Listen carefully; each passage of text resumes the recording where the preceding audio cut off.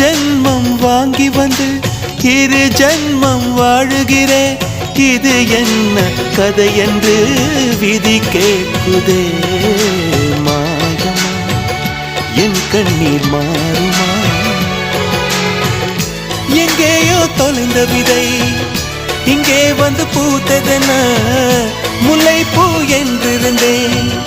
முள்ளோடு பாய்ந்ததென்ன நான் உடன் நினைக்க நிழல் என்னை தூரத்த உயிர் தியக்கும் பயணம் என்ற திருப்பத்தில் முடிவது ஓய்ந்தது. என் கால்கள் ஓய்ந்தது, தீர்ந்தது, கண்ணீரும் தீர்ந்தது.